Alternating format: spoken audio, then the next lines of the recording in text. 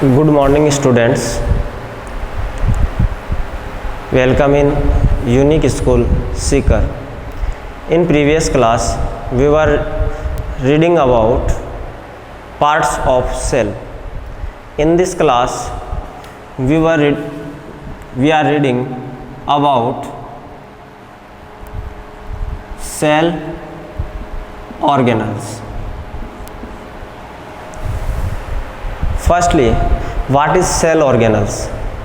Cell organelles क्या है?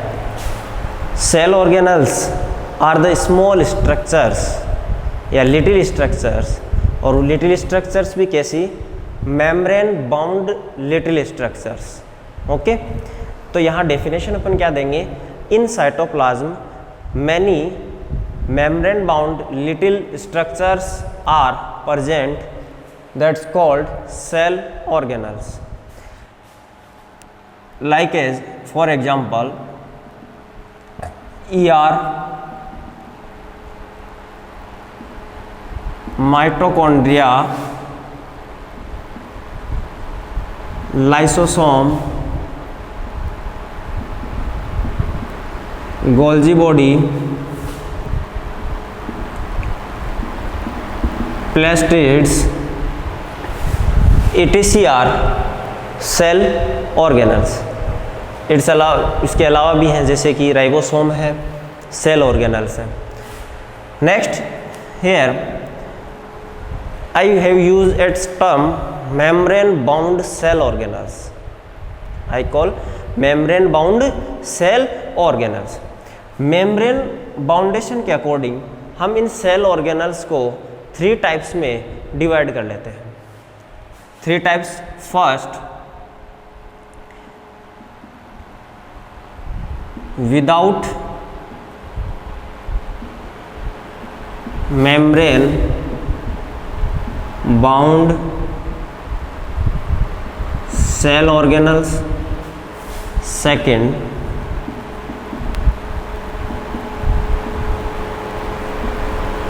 Single layered membrane bound cell organelles, and third, double layered membrane bound cell organelles.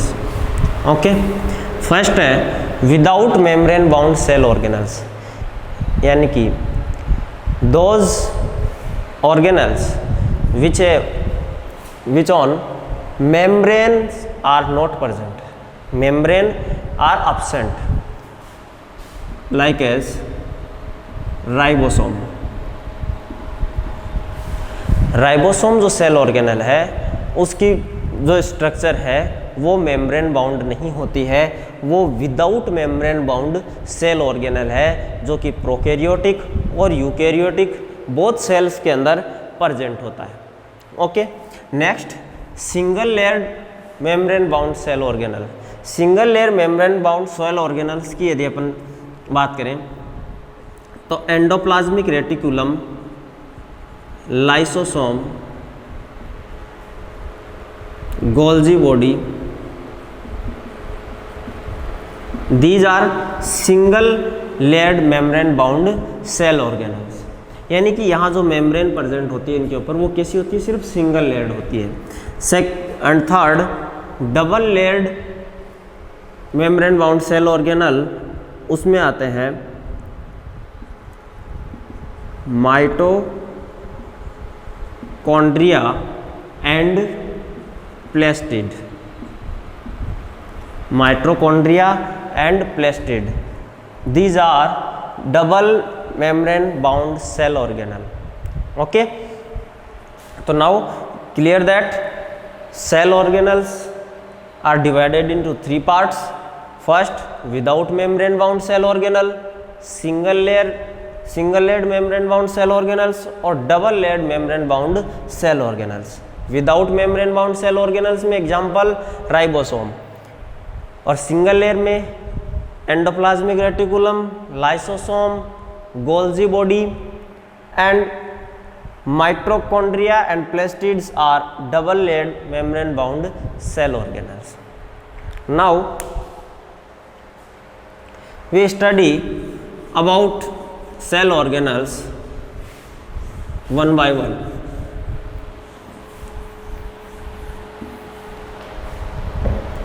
Firstly,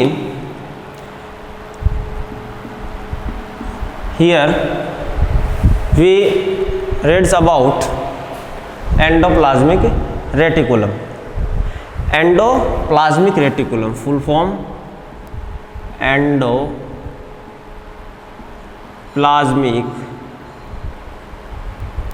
reticulum. Endoplasmic reticulum की discovery by Porter and nomenclature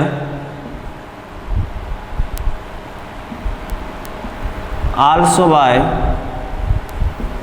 porter. Discovery by Porter and nomenclature also by Porter. Okay.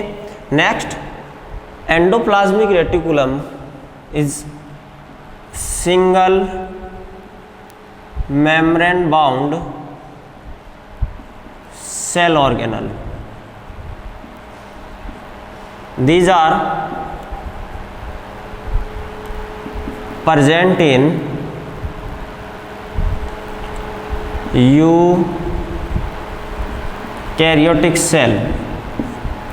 ठीक है. In eukaryotic cells, यदि human body की अपन बात करें तो human body के अंदर जो अपनी आरबीसी सेल्स हैं, in RBC cells endoplasmic reticulum are absent. Endoplasmic reticulum is absent. ये एक इसका एक्सेप्ट है कि ये जो ह्यूमन बॉडी है उसकी आरबीसी जो सेल्स हैं, उन आरबीसी सेल्स में ये जो एंडोप्लाज्मिक रेटिकुलम है ये अब्सेंट होती है. ओके. इन नेक्स्ट अपन बात करें एंडोप्लाज्मिक जो रेटिकुलम है, ये एंडोप्लाज्मिक रेटिकुलम साइटोप्लाज्म में, कहाँ पर, साइटोप्लाज्म के अंदर प्रेजेंट होती है. साइटोप्लाज्म के अंदर ये मेनी जो मेम्ब्रेन बाउंड जो ट्यूब्स हैं, उन ट्यूब से का नेटवर्क है. किसका? मेम्ब्रेन बाउंड ट्यूब्स का क्या है? ये नेटवर्क है. ओके. नेटवर्क यानी कि कंप्लीट जो साइटोप्लाज्म है, साइटोप्लाज्म के अंदर जो एंडोप्लाज्मिक रेटिकुलम है ये स्प्रेड रहती है. ओके. नेक्स्ट अपन बात करें, अपन ने कल न्यूक्लियस की स्टडी की थी. न्यूक्लियस जो है इस टाइप की हमने स्ट्रक्चर फॉर्म की थी न्यूक्लियस की.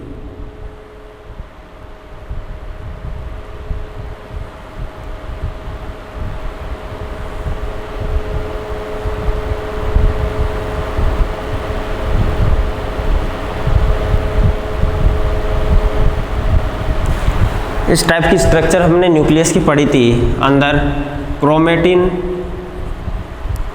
होता है, न्यूक्लियोप्लाज्म होता है. ये न्यूक्लियोप्लाज्म हो गया कंप्लीट. ये न्यूक्लियोलस प्रेजेंट होती है. इसके ऊपर यहाँ पर ये जो प्रेजेंट है ये क्या है?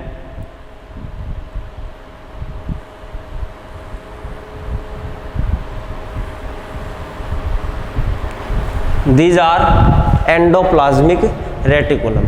और इस टाइप का ये जो एंडोप्लाज्मिक रेटिकुलम है, इस टाइप का इसका कंप्लीट नेटवर्क होता है. ये जो क्या है, ये देखो, ये जो है डबल मेम्ब्रेन बाउंड ये ट्यूब्स हैं.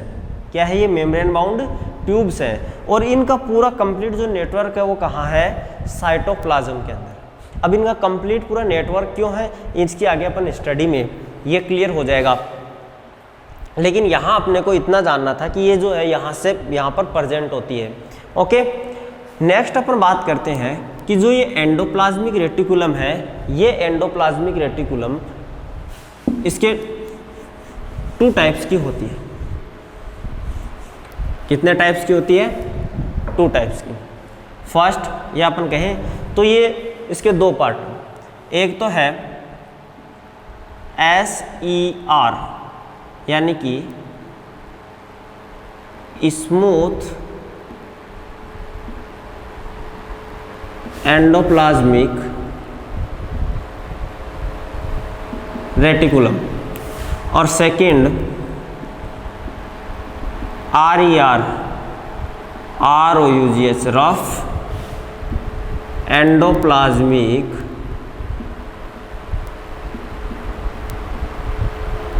रेटिकुलम। RER जो है और SER 2 पार्ट्स हैं, 2 टाइप हैं एंडोप्लाज्मिक रेटिकुलम के, स्मूथ एंडोप्लाज्मिक रेटिकुलम और रफ एंडोप्लाज्मिक रेटिकुलम। अब देखो ये स्मूथ इसको क्यों कहा, इसको रफ क्यों कहा? यहाँ ये जो एंडोप्लाज्मिक रेटिकुलम प्रेजेंट है, ये जो एंडोप्लाज्मिक रेटिकुलम है इनके ऊपर एक स्मॉल स्ट्रक्चर प्रेजेंट होती है, ठीक है, और इन स्मॉल स्ट्रक्चर्स को क्या कहते हैं? ये है राइबोसोम। क्या प्रेजेंट है? राइबोसोम, ठीक है। ये जो राइबोसोम्स प्रेजेंट हैं, यानी जिस एंडोप्लाज्मिक रेटिकुलम पर राइबोसोम्स प्रेजेंट हैं, राइबोसोम वो तो कौन सी होगी? वो होगी रफ एंडोप्लाज्मिक रेटिकुलम, यानी कि RER। कौन सी होती है? Rough endoplasmic reticulum. और जिनके ऊपर, यानी ये जो एंडोप्लाज्मिक रेटिकुलम है, इस एंडोप्लाज्मिक रेटिकुलम के ऊपर राइबोसोम्स प्रेजेंट नहीं है, तो these are smooth endoplasmic reticulum. In next अपन बात करते हैं what is the functions of smooth endoplasmic reticulum और rough endoplasmic reticulum. Here firstly we study about smooth endoplasmic reticulum.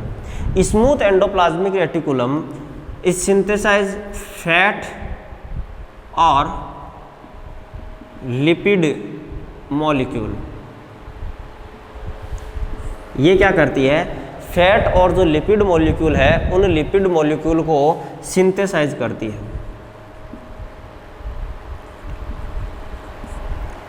Synthesise bye fat और lipid molecule. In next what और इस SER के क्या फंक्शन है? SER के एक और फंक्शन है, वो क्या करती है? ये एक डिटॉक्सिफिकेशन की, डिटॉक्सिफिकेशन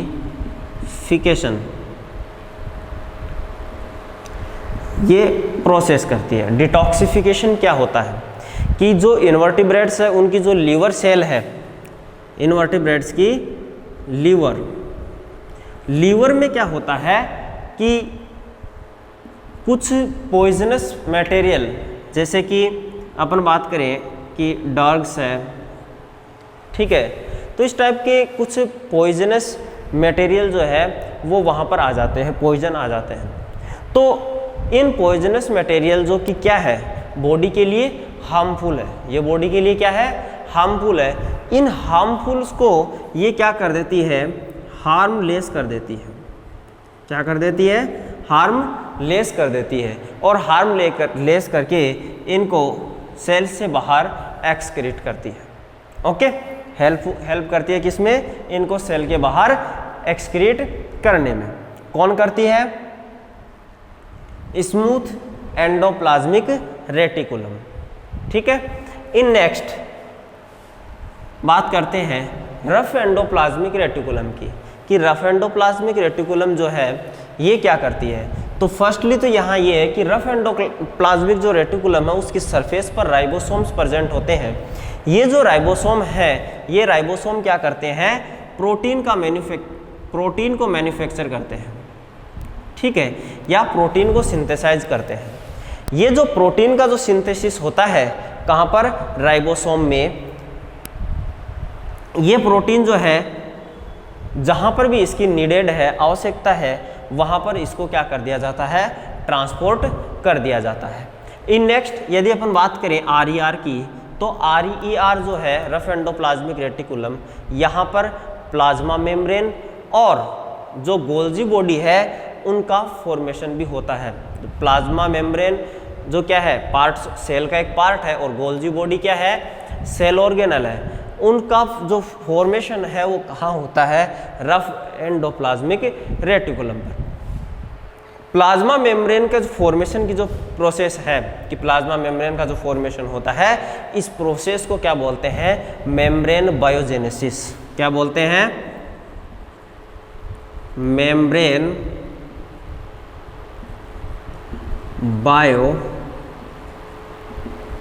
बायोजेनेसिस। क्या बोलते हैं इसको, मेम्ब्रेन बायोजेनेसिस। अब इस मेम्ब्रेन बायोजेनेसिस में हमने क्या पढ़ा कि किसका फॉर्मेशन होता है, प्लाज्मा मेम्ब्रेन का फॉर्मेशन होता है। ये जो प्लाज्मा मेम्ब्रेन है, हमने प्लाज्मा मेम्ब्रेन और जब सेल मेम्ब्रेन पढ़ा था सेल के पार्ट में, तो हमने वहाँ पर क्या पढ़ा था कि जो प्लाज्मा मेम्ब्रेन है, प्लाज्मा मेम्ब्रेन, ये प्लाज्मा मेम्ब्रेन मेडअप होती है किससे, लिपिड प्लस प्रोटीन मॉलिक्यूल से। किससे मेडअप होती है plasma membrane, lipid and protein जो मॉलिक्यूल्स हैं, इनसे किसका फॉर्मेशन होता है, प्लाज्मा मेम्ब्रेन का फॉर्मेशन होता है। और कहाँ होता है, अब अपने को पता चल गया, रफ एंडोप्लाज्मिक रेटिकुलम पर। ओके, ये जो प्रोसेस है, इस प्रोसेस को क्या बोलते हैं, मेम्ब्रेन बायोजेनेसिस। ओके, तो ये किसके फंक्शन हो गए, रफ एंडोप्लाज्मिक रेटिकुलम के। हमने स्मूथ एंडोप्लाज्मिक रेटिकुलम के बारे में पढ़ लिया और रफ एंडोप्लाज्मिक रेटिकुलम के बारे में भी पढ़ लिया। अब अपन बात करते हैं कि जो एंडोप्लाज्मिक रेटिकुलम है, इसके यदि होल फंक्शन की बात करें तो इसका फंक्शन क्या है। तो फर्स्टली तो इसका फंक्शन क्या है कि ये क्या करते हैं कि जो वेरियस जो मटेरियल्स हैं, उन मटेरियल्स को कहाँ पर, इन साइटोप्लाज्म और न्यूक्लियस बिटवीन, यानी ये तो पूरा साइटोप्लाज्म हो गया, ठीक है, और ये न्यूक्लियस, तो साइटोप्लाज्म और न्यूक्लियस, साइटोप्लाज्म और न्यूक्लियस, इनके बीच में वेरियस जो मटेरियल्स हैं लाइक एज, और स्पेशली अपन बात करें तो प्रोटीन का जो ट्रांसपोर्टेशन है वो किसके द्वारा होता है, यहाँ पर एंडोप्लाज्मिक रेटिकुलम के द्वारा। ओके, इन नेक्स्ट अपन बात करें सेकंड कि जो एंडोप्लाज्मिक रेटिकुलम है, मोस्टली फंक्शन तो अपन ने वो किसका पढ़ा है, SER का, लेकिन यहाँ अपन बात करते हैं तो एंडोप्लाज्मिक रेटिकुलम में आ जाता है कि डिटॉक्सिफिकेशन की जो प्रोसेस है वो प्रोसेस भी किसके द्वारा होती है, एंडोप्लाज्मिक रेटिकुलम के द्वारा। हमने डिटॉक्सिफिकेशन की प्रोसेस पढ़ ली कि जो इनवर्टिब्रेट की लीवर सेल है, वहाँ पर वेरियस जो पॉइजनस मटेरियल हैं like as drugs are harmful, these are क्या है, हार्मफुल है। इन हार्मफुल्स को वो क्या करती है, हार्मलेस करती है, और जो सेल्स है उन सेल से बाहर करती है। ये बात हो गई एंडोप्लाज्मिक रेटिकुलम के फंक्शंस की, तो आपको अच्छी तरीके से समझ में आ गया होगा।